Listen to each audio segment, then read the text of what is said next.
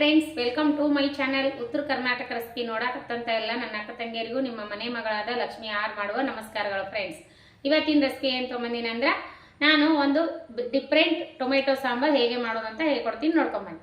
ಇಂಗ್ರೀಡಿಯೆಂಟ್ಸ್ಗಳು: ಪುಟಾಣಿ, ಒಣ ಕೊಬ್ಬರಿ, ಟೊಮೊಟೊ 2 ಟೊಮೊಟೊ, 1 ಈರುಳ್ಳಿ, ಆಮೇಲೆ ಶುಂಠಿ ಬೆಳ್ಳುಳ್ಳಿ ಪೇಸ್ಟು, ಖಾರ, ಉಪ್ಪು, ಮಸಾಲೆ.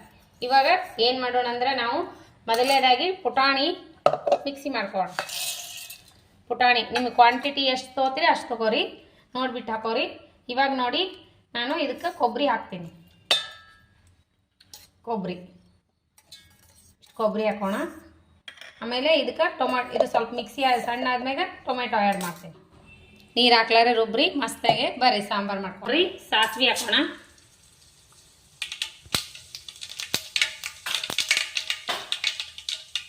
ಒಂದು ಒಣ ಮೆಣಸು, ಜೀರಿಗೆ ಹಾಕಿದ್ದೇನೆ, ಸಾಸಿವೆ ಹಾಕಿದ್ದೇನೆ, ಒಂದು ಒಣ ಮೆಣಸು, ಆಮೇಲೆ ಒಂದೆರಡು ಒಣ ಮೆಣಸಿನಕಾಯಿ, ಆಮೇಲೆ ಒಂದು ಚಿಟಿಕೆ ಉಪ್ಪು, ಇದು ಹಿಂಗು, ಸ್ವಲ್ಪ ಹಿಂಗಿನ ಪೌಡರ್. ಇವಾಗ ಈರುಳ್ಳಿ, ಕರಿಬೇವು, ಕೊತ್ತಂಬರಿ, ಈರುಳ್ಳಿ ಹಾಕಿದ್ದೇನೆ. ಇವಾಗ ಹಿಂಗೆ ಹಾಕಿದ್ದೇನೆ. ಈಗ ಸ್ವಲ್ಪ ಕೈ ಹಾಕೋಣ. ಸ್ವಲ್ಪ ಶುಂಠಿ ಬೆಳ್ಳುಳ್ಳಿ ಪೇಸ್ಟ್ ಹಾಕಿ ನೋಡಿ. ಶುಂಠಿ ಬೆಳ್ಳುಳ್ಳಿ ಪೇಸ್ಟು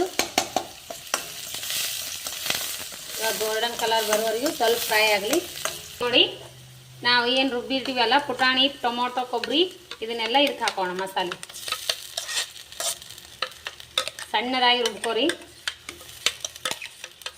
ಇವಾಗ ನಾನು ಅರಸಿನ ಪೌಡರ್, ಅಚ್ಚ ಖಾರದ ಪೌಡರ್, ಖಾರ ಎಷ್ಟು ತಿಂತೀರಿ ನೋಡ್ಬಿಟ್ಟು ಹಾಕೋರಿ. ಅಚ್ಚ ಖಾರದ ಪೌಡರ್, ಆಮೇಲೆ ಗರಂ ಮಸಾಲ,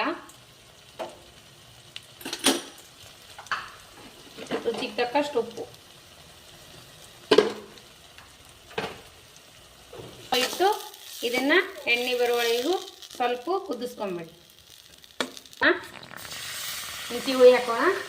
ಟೊಮೆಟೊ ಹೈಬ್ರಿಡ್ ತೊಗೊಂಡಿವಲ್ಲ, ಹಾಗಾಗಿ ಸ್ವಲ್ಪ ಹುಣಸೆ ಹಣ್ಣು ಹಾಕೋಣ. ನೀವು ಬೇಕಾದ್ರೆ ಬೆಲ್ಲ ಹಾಕೋಬೋದು. ನಾ ಬೆಲ್ಲ ಹಾಕೋಲ್ಲ, ಒಣ ಕೊಬ್ಬರಿ ಸ್ವೀಟ್ ಇರ್ತದೆ, ಹಾಗಾಗಿ ನಾನು ಹಾಕಿಲ್ಲ. ನೀವು ಬೆಲ್ಲ ಇಷ್ಟಪಡೋರಿದ್ರೆ ಹಾಕೋಬೋದು. ಸ್ವಲ್ಪ ಕುದಿಸ್ಕೊಂಡು ನಾವು ನೀರು ಹಾಕೋಣ, ಬಿಸಿ ನೀರು. ಕುದ್ದು ಎಣ್ಣೆ ಬಿಡ ಆಗ್ತದಲ್ಲ, ಈಗ ಏನು ಮಾಡೋಣ ಅಂದ್ರೆ ಬಿಸಿ ಬಿಸಿಯಾಗಿರುವಂಥ ನೀರು ಹಾಕೋಣ, ಅಂದ್ರೆ ಗಟ್ಟಿ ಆಗಲ್ಲ ಅದು. ಬಿಸಿ ನೀರು, ಎಷ್ಟು ನೀರು ನೀವು ಬೇಕು ಕ್ವಾಂಟಿಟಿ ಅಷ್ಟು ನೋಡಿ ಹಾಕೋರಿ.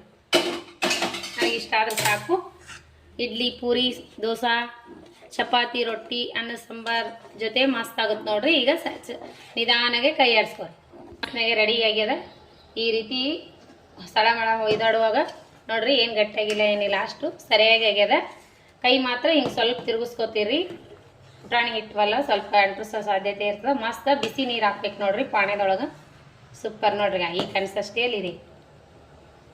ಸೂಪರ್ ಅಂದ್ರೆ ಸೂಪರ್ ಬಂದದ.